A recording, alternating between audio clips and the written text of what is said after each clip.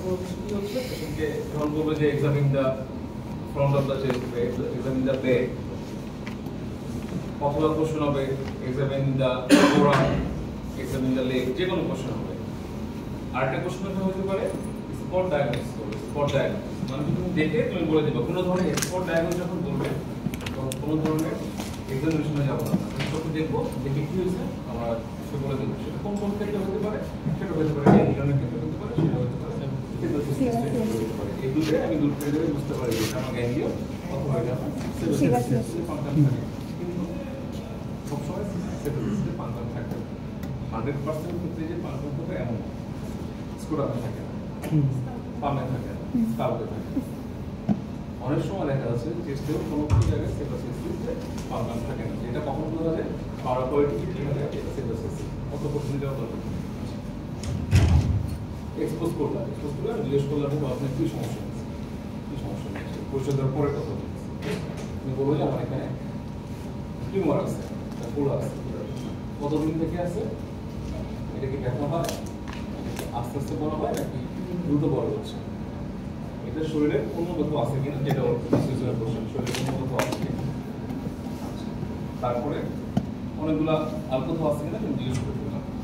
Second question কি হবে, এরপরে নেক্সট কোশ্চেন কি হবে, ডায়াবেটিস আছে কিনা, ওনার বয়সটা কি আপনাকে এজিপি থাকা কমন না, ডায়াবেটিস আছে কিনা কোশ্চেন করে ফেলতে হবে। এরপরে আমি চলে যাবো হচ্ছে এক্সামিনেশনের মধ্যে প্রথমে ইন্সপেকশনে যাবো। আমি যদি সামনে আসলে তোমাদের এরিয়াটা ব্লক হয়ে যাবে, কোন জায়গায় দেখাচ্ছি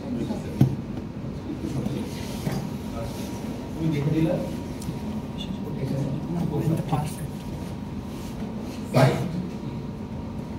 সাইজ, এটা শেপ, স্কিনের কালার, আচ্ছা দেন আমি পারপর চলে যাবো। ইন্সপেকশন আর কিছু দেখার নাই, আমরা সাইজ দেখলাম, শেপ দেখলাম, সাইড দেখলাম, কালার দেখলাম, কালার দেখলাম, উপরে যে স্কিনে যে কালারটা ওইটা। আচ্ছা এই সাইড শেপ এগুলো দেখে একদম বুঝলাম যে কোন সাইডে আমি কি দেখবো না দেখবো কেন বুঝলাম। আচ্ছা থোড়া এক্সামিনেশন দেন আমি চলে যাবো হচ্ছে পালপেশন। এটা মুখস্থ করার কিছু না, আমার অবস্থাটা মুখস্থ করবো না যে আমি সাইজ শেষে নর্মালি এস ইউজুয়ালি আমি চোখে না দেখতেছি, এখানে আমার চোখে যে দেখতেছি সেখানে তো আমার কোনো কিছু আউট হবে না। দেখলেই বোঝা যাচ্ছে আমার এখানে সাইডটা কোথায় আছে, এটা দেখতে একটু কেমন, শেপটা কেমন, আচ্ছা তারপরে সাইজটা কেমন, 1x2x2 সেন্টিমিটার হতে পারে, তারপর হচ্ছে কালারটা কেমন, স্কিন কালারটা কেমন দেখে নিলাম। দেন চলে আসবো কোথায়, পালপেশনের মধ্যে কি হবে, এটা স্টেপ বাই স্টেপ যাই। প্রথমে আমরা টেম্পারেচার দেখতে চাই, প্রথমে টেম্পারেচার দেখতে চাই, টেম্পারেচার কোথায় দেখতে পাবো, এখানে দেখতে পাবো, আরো এক্সপোজ করা থাকে এই পাশে দেখতে পাবো। সিস্টেম হচ্ছে কি নরমাল, তারপর নরমাল এইখানে টেম্পারেচার দেখার জন্য আমাদের পায়ে যাওয়ার দরকার। টেম্পারেচার দেখবো, তারপরে পেন কথা আগেই বলছি, টেম্পারেচার আমি কোথাও দেখবো, অবশ্যই চোখের দিকে তাকাইতে হবে, এটা মিস করা যাবে না। টেম্পারেচার দেখো চোখের দিকে তাকাই, সরি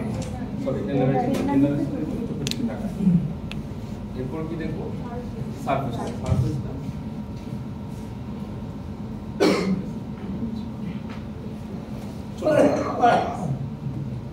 দেখার সাথে সাথে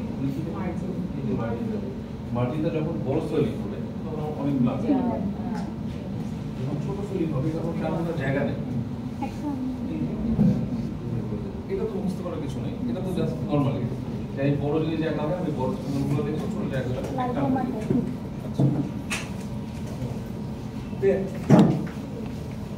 সারফেস মানে কনসিস্টেন্ট ওই যে সারফেস যখন দেখবো না তখন তো আমার কনসিস্টেন্ট হয়ে যাবে। টেম্পারেচার যখন দেখবো তখন আমি একসাথে সারফেস কনসিস্টেন্ট দেখে দিতে পারি না, আমাকে প্রতিটা দেখার জন্য তো বারবার তাকানো লাগবে।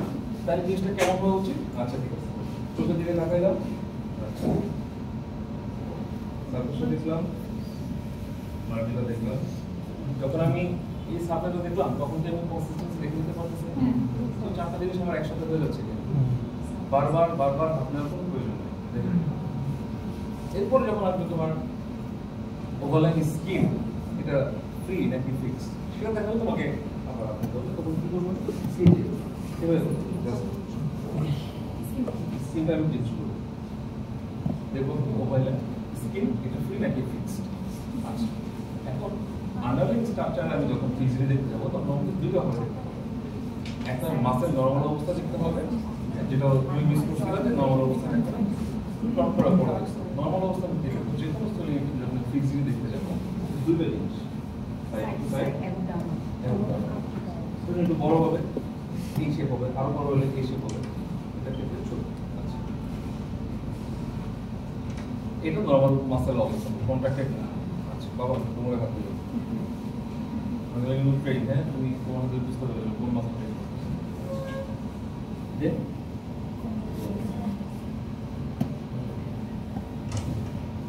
আবার এখন জিনিসটা কি কম্পিটিশন হয় সেটা হচ্ছে কম্প্রেসিবিলিটি। আমরা কম্প্রেসিবিলিটি কখনো এইভাবে দেখি চাপ দিয়ে, কখনো এরকম করে দেখি, তাই নর্মালি একটা এভারেজ হলে কম্প্রেসিবিলিটি নর্মালি হয় এটা কি তুমি এভাবে করে কিভাবে রাখবে, কিছুক্ষণ চাপ দিয়ে রাখবে, এটার বেসিকটা কি আসলে কম্প্রেসিবিলিটি কি হয়, এখানে কম্প্রেসিবিলিটি হয় আমরা যেমন লার্জ তুমি যখন চাপ দিয়ে রাখবা এরকম করে চাপ দিবা তখন এটা চলে যাবে, যখন তুমি ছেড়ে দিবা আস্তে আস্তে আস্তে করে চলে আসবে, এটাই কম্প্রেসিবিলিটি। আচ্ছা, এরপরে কি আসে ফ্ল্যাকচুয়েশন, এটা ছোট চাপ দিয়ে দিয়ে রাইট সাইডে বা লেফট সাইডে যেটা কোন দুটো আঙ্গুল এভাবে আছে, আর অপোজিট এটা জিনিস যখন আমি চাপ দিই এটা কিন্তু স্লিপিং না, দেন দুটো জায়গায় কিন্তু আটকে রাখছে, তারপর হচ্ছে আমি মাসলে চাপ দিচ্ছি, এটা আমার ফ্ল্যাকচুয়েশন। যদি এটা ছোট মানে বড় হয় তখন হবে ইনডেক্স ফিঙ্গার না, এখানে চাপ দিই এগুলো এখান থেকে চাপ দিই এগুলো দিই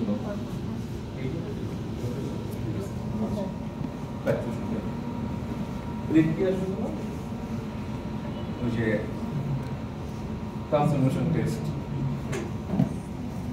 স্লিপিং সাইড, এগুলো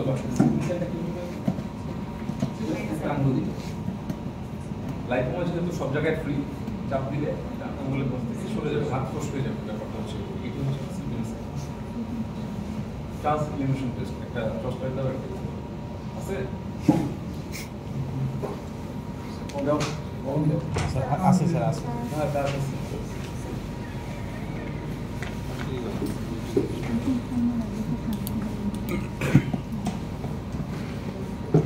আচ্ছা ধরো এইটাই একটা লাইট, এটা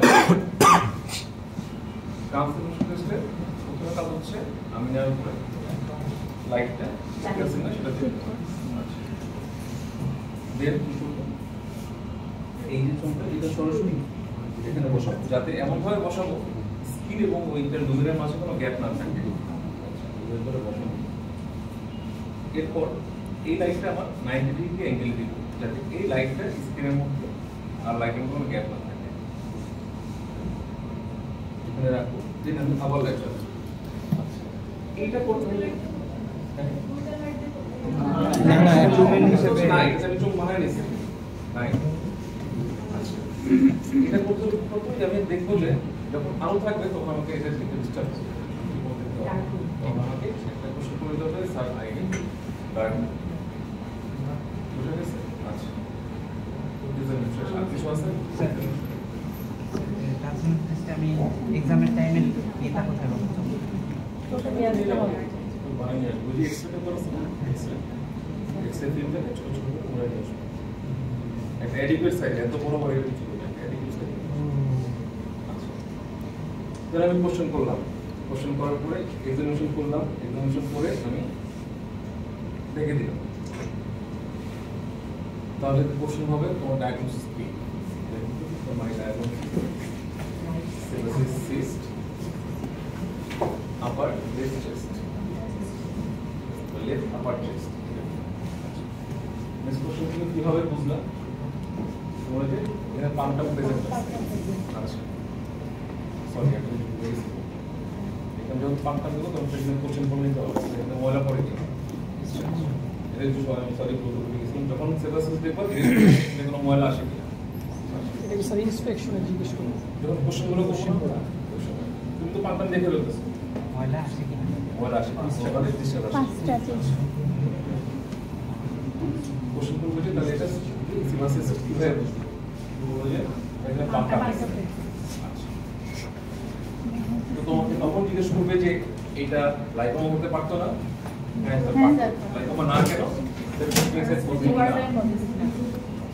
এটা গ্যাংলিয়ন না কেন? এটা গ্যাংলিয়নের জন্য ইউজুয়াল সাইট না। বুঝে গেছে? আচ্ছা এরপরে জিজ্ঞেস করবে যে আচ্ছা এটা তুমি তো ক্লিনিকেই পাইলা, এটা কনফার্ম করবো কিভাবে? অপারেশনের আগে তুমি রোগী কাছে যে সে একদম কাগজে কোনো কনফার্ম না হয় অপারেশন করতে কিভাবে করবো সেটা অ্যান্সার হবে ফাইন নিডেড অ্যাসপিরেশন সাইকেল। এটা করার পরে আমি কনফার্ম করলাম যে এটা সেবাসিস সিস্ট। তাহলে ট্রিটমেন্ট কি করবো? ট্রিটমেন্ট করবো হচ্ছে ট্রিটমেন্ট করার আগে সেক্ষেত্রে কি অ্যানেস্থেসিয়া দিব এখানে? ছোট যেহেতু আমরা লোকাল তাহলে এই ক্ষেত্রে ওনার ক্ষেত্রে যদি আমি একটা ইনভেস্টিগেশন করতে চাই কি ইনভেস্টিগেশন করবো? আরবিএস আমার লাগবে না, এটা লোকাল অ্যানেস্থেসিয়া। তারপরে প্রশ্ন হলো যে লোকাল অ্যানেস্থেসিয়া যেটা এজেন্টের নাম বলবো যদি সিপাসিস না করো পেশেন্টকে কাউন্সিলিং কিভাবে করবে? পেশেন্ট করতে চাচ্ছে না, মানে এটা কমপ্লিকেশন জানতে চাচ্ছে না, তোমাকে একটু ধরে নিতে হবে যে তোমাকে কোশ্চেন করবে যদি পেশেন্ট করতে না চায় তুমি পেশেন্টকে কি বলবা? সেটা কমপ্লিকেশন ইউজ করছিস। যদি এইটা যদি এটা সিপাসিস না করি কি হবে? ইনফেকশন হবে, তো অ্যাক্সেস হবে সিপাসিস ফর্মে তোমার শেষ হবে। এই তিনটা জিনিস বলি কত সময় লাগবে। এরপর তোমাকে জিজ্ঞেস করবে যে এটা যদি অপারেশন করতে চাও ইনসিশন দিয়ে করবে। পাম্পটা বুঝে গেছে? Included function. সিপাসিস থেকে আর কোনো কোশ্চেন নাই। যখন তুমি এই জন্য চলে আসবে তখন তোমাকে কোশ্চেন করবে মনোযোগ দিয়ে কোশ্চেন। নর্মাল ইনফেকশন নাই, এটা সেবাসিস সিস্ট। ট্রিটমেন্ট হবে কি? Excision and biopsy. কোনো কারণে আমি কোনো এটা কি হলো সেবাসিস অ্যাক্সেস হয়ে গেছে। যখনই অ্যাক্সেস হয়ে যাবে ইনসিশন এন্ড ড্রেনেজ। আচ্ছা যখনই অ্যাক্সেস হবে অ্যান্সার হবে incision and drainage pus sent for outer এই পুরো লাইনটা তোমার শেষ হবে ইনসিশন অ্যাক্সেসের treatment. Incision and drainage then pus sent for outer then first বলুন। সেবাসিস থেকে আর কোনো কোশ্চেন নেই। এখানে যতজন আছে 100% ক্লিয়ার আছে সেবাসিস। কোনো কোশ্চেন আছে থাকলে বলো। এক্সামিনেশনে কোনো কনফিউশন আছে বলো। কমপ্লেক্সিবিলিটি আছে। কমপ্লেক্সিবিলিটি কি জিনিস? কমপ্লেক্সিবিলিটি আছে থাকবে হেমানজিও। কেন থাকবে? হেমানজিও ব্লাড প্রেসার। ওই শরীরের মধ্যে ব্লাড যখন আমি চাপ দিব ব্লাডটা চলে যাবে, আবার যখন ছেড়ে দিব ব্লাডটা চলে যাবে। সেটা কি হবে?